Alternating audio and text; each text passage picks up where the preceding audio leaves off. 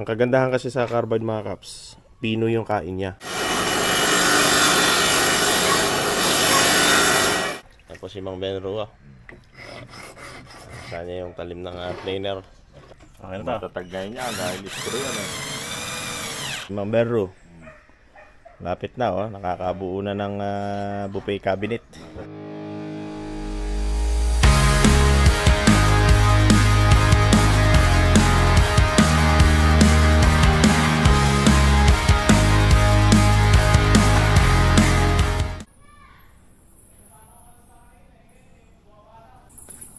Grabing warehouse to mga kaps. Ito mga angle bars. Namimili tayo mga kaps ng mga gamit para dun sa projects natin sa Bustos, Bulacan. Shoutout po kay Ma'am Geraldine at kay Sir Chody Panganiban.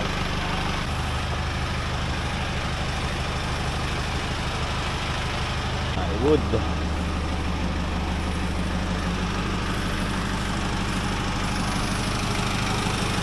Napaka-bisa talaga na itong XLT na ito mga kaps. Pangharabas. What? Kasi yung mga tubo-tubo.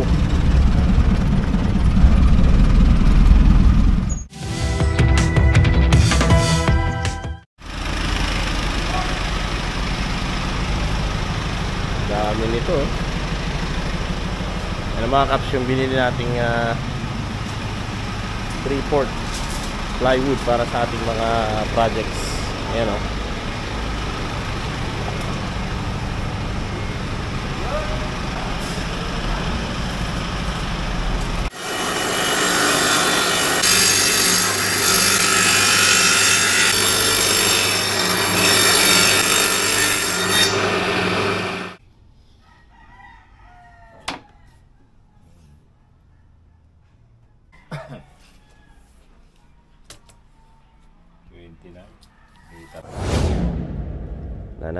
Blade na lang Wala ka bang talim dyan? Ay, wala pa akong talim na bago Ay, ipagpuan lang isang asa pa yan. Pwede pa yan. Si Mang Benro mga kaps, yung buffet cabinet ay nasimulan na. At ito nga, natabas na yung mga plywood na 3/4 natin. At nakapag-casing na rin. Yan. Maninipis lang yung casing para mas maganda. Masyado kasing bulldog pagka ito 1/4 lang ito mga kaps yung kapal nito. At bumili tayo ng talim. Ito ay carbide na 10 by 60 teeth. Ang kagandahan kasi sa carbide mga kaps, pino yung kain niya. Kaya ito talaga dapat ang ginagamit pagdating sa plywood. Ano yung bato yung akaan? Plyboard. Maganda yung finish niya. Hindi po putok yung mga gilid pag tinabas. Hindi ko pa na nakabili na. Ano mga kaps, shoutout po kay Ma'am Geraldine at kay Sir Chody Panganiban. Yung ba yung yari? Tapos si Mang Benro saan niya yung talim ng planer. At saka magagandahan namin yari ka mo. Sabi mo Nang umulit. Sabi mo sa kanila. Bubutihin nung kamo yung yari. Nang makaulit. Nang ika nga hindi madala. Siyempre gagandahan natin Gagandahan ng yari. Nang hindi madala yung nagpapagawa. Sabi, ibang bansa nakakarating yan Paris nga sila sa Paris. Nang mapanood ng mga taga Paris. Paris, France. Yan po, shoutout din sa anak nila na si Zoe. Ma'am Zoe sa France. Yan. Ilan ba yung anak niya? Isa lang Isa lang ba? magka 28 years old daw. Ayan, gumagamit tayo mga kaps ng circular saw. Carbide yung talim nito. Maganda kasi ang cut nito kumpara dun sa lagari o kaya jigsaw. Diretso pa pwede nating i-guide. Mas malakas kasi sa jigsaw. Tsaka mas mabilis pag sa circular saw. Tapos pagka diretsuhan naman mga kaps yung tabas ng plywood 3/4, dito natin pinapadaan sa table saw. Tapos carbide din yung talim na ginagamit natin para makinis yung finish nung ano niya, nung pagkakakat. Kasi mahalaga yan eh, para maging maganda yung tabas. Diretso.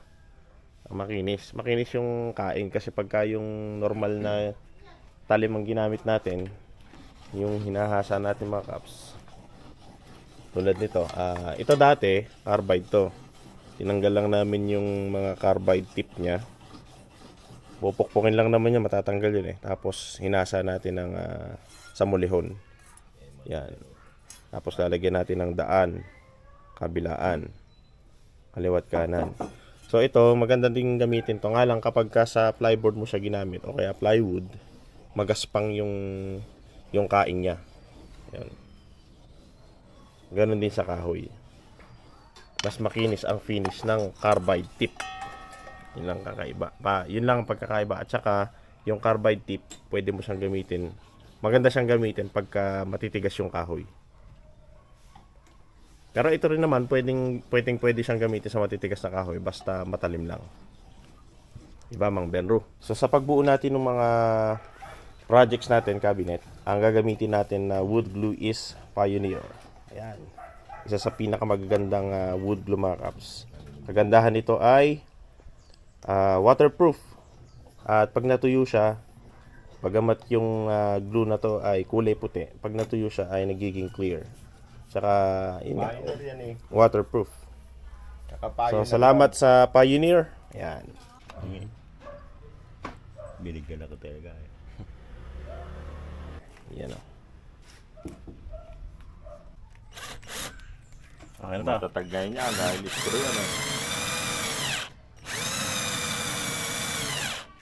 Ayan o, si Mang Berro. Lapit na o. Nakakabuo na ng buffet cabinet. Yan.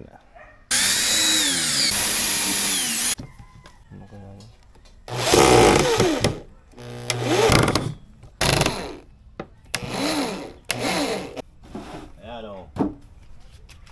Nakahod yan eh. Galing talaga si Mang Benro eh o. Nakatras ng konti ano. Oo para. Anong may kisig? Yan, ginamitan natin siya ng edging o yung tinatawag na casing.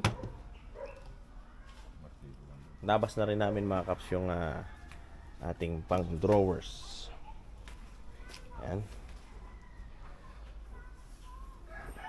Ang gagamitin nga pala natin dito mga kaps ay push to open drawer slides.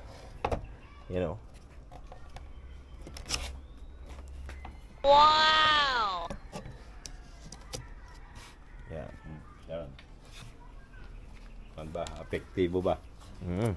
Epektibo.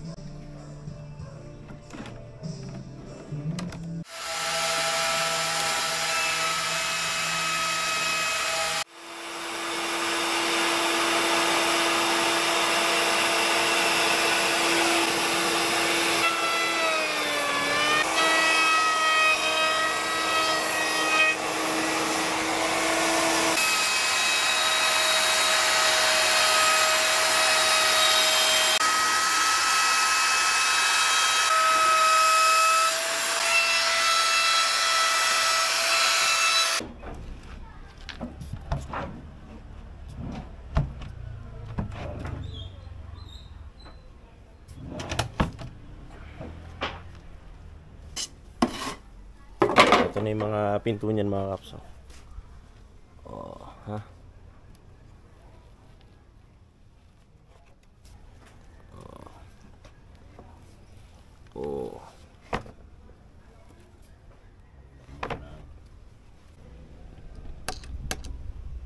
Mga kaps, nagkakabit na si Mang Benro ng concealed hinges. Kumalang muna siya ng sample para ayos. Walang sablay ka mo. Para hindi sumablay si Mang Benro. Ayan o. Ito nga yung ating buffet cabinet. Ito yung pinaka-center niya, kung saan dito natin ilalagay yung push to open drawers natin. Yan. Tapos yung isa na yon ay dito sa side na to. Bali 9 feet mga kaps yung laki niyan. Yan. Concealed hinges. Bali yung mga caps ay wala pa yung pinaka-back niya. Yung backing board. Kasi yan ay iduduko finish natin. Kulay kulay itim ang bali pa primer muna natin siya ng epoxy primer, white. Pwedeng gray, pwedeng white, kahit anong primer na kahit anong kulay ng epoxy primer pwede diyan mga caps. Pero kung halimbawa puti, mas maganda kung epoxy primer white. Gagamitin natin yan ng Gilder epoxy primer. Automotive finish mga caps. Ito naman mga caps yung pinaka pinto niya, yung design. May mga groove yan mga caps. Yan. 6 doors. So sa pagkakabit ng concealed hinges, yan. Kailangan natin ng 1 3/8 na drill bit or yung 35mm. Yan o. Yung mga caps ang kailangan natin sa pagkakabit ng concealed hinges. Ito ay hydraulic mga caps.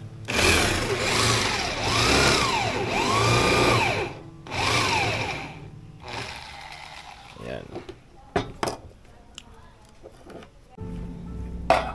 Itong concealed hinges na hydraulic natin mga caps ay full overlay. Ibig sabihin nakatapal siya mga caps.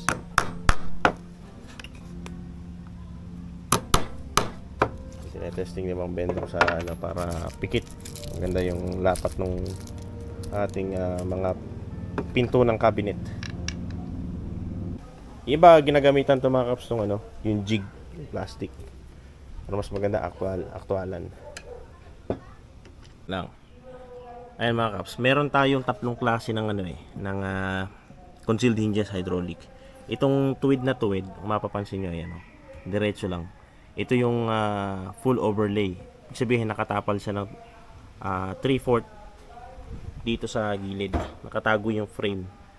Yan, number 1 yan. Ito yung full overlay. Ito naman yung number 2. Kung mapapansin nyo, meron siyang konting bali dito sa malapit sa bilog niya. Ayan o.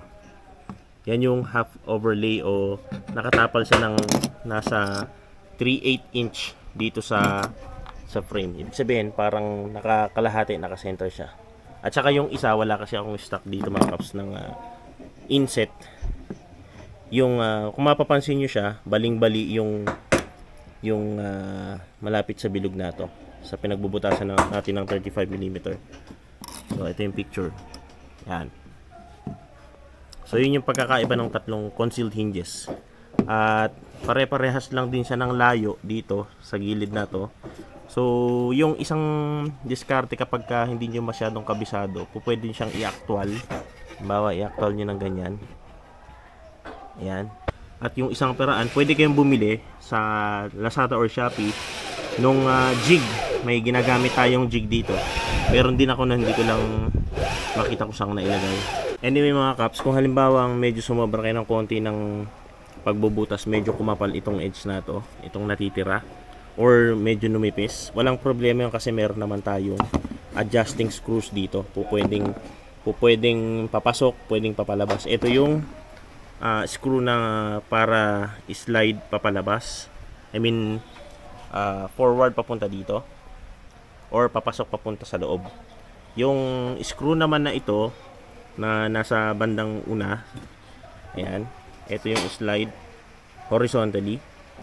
Tapos ito naman yung screw na pwede kang mag-adjust papunta dito sa left or papunta dito naman sa right.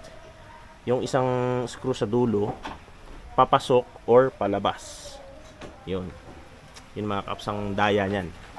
Pero kailangan talaga ng adjusting screws nun para mas maging maganda yung lapat natin. Just in case magkaroon ng konting awang yung pinto sa dito sa pinaka frame niya, or di naman kaya yung awang ng halimbawa magkapares yung pinto twin, magkakaroon siya ng gap. So pwede natin gamitin yung mga adjusting screws na to. Okay? So yun, una muna is yung layo from dito dito. Karaniwan dyan. So ang layo niyan ay 4 inches. And then gagamitan natin ng marking gauge. Yun nga, yan. Para makita natin yung pinaka-center nito. So, from dito 316 at ito naman yung center ng pinakabilog niya, yung 35mm.